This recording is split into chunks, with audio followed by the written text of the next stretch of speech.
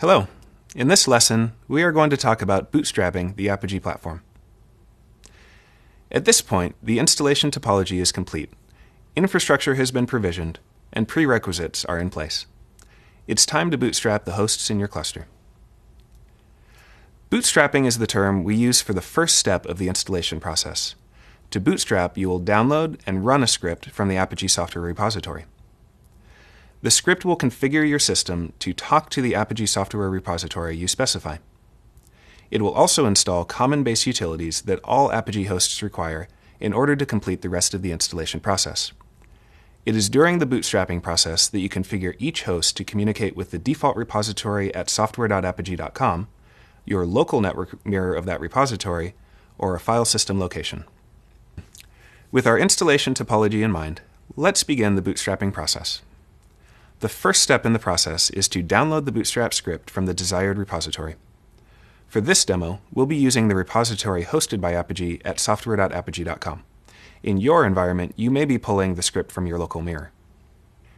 If you are using the Tarball software distribution method, the Bootstrap script will already be available in your local file system at the location to which you decompressed the Tarball.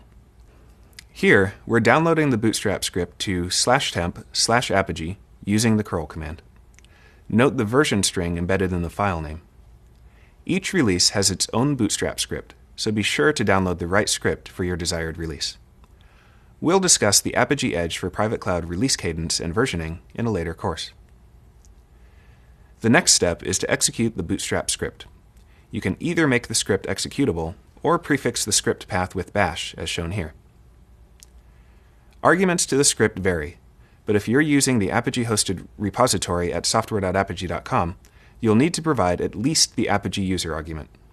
You can also pass in the Apogee password argument on the command line for non-interactive use, but in this example, we'll just let the script prompt us for the correct password. There are some other arguments you may wish to use if you are hosting your own repository mirror or tarball. For instance, the Apogee protocol argument can be set to http:// or file:// if you are not using the default TLS encrypted HTTP connection. The Apogee repo host argument is useful if you are using a local mirror of the repository. The Bootstrap script stopped here because it does not detect a valid JDK on the system. As discussed in the prerequisites lesson, a supported JDK is required for the installation to succeed. If I had already installed a supported JDK and the Bootstrap script was able to locate it based on the path or Java home variables, I wouldn't be prompted. In this case, I'll just tell the script to install the OpenJDK from my distributor repository. With the OpenJDK installation complete, the Bootstrap script stores the Java home location in the Apogee local configuration and exits. The final step in the bootstrapping process is to install the Apogee setup utility. This utility is not automatically installed by the Bootstrap script, but it is required to drive the remainder of the installation.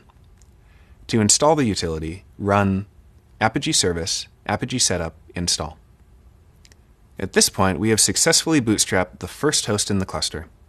The same bootstrapping process can be completed across all other hosts at this time, before we continue on with other parts of the installation. If you are following along in your own cluster, you will now see a number of directories in /opt/apogee. These directories contain the basic structure needed to support an Apogee installation, as well as a number of base utilities required by higher-level services. In a later module, we will explore the file system structure in detail. For more information on this topic, refer to our documentation. If you have any questions, please post them on our community. Thanks for watching.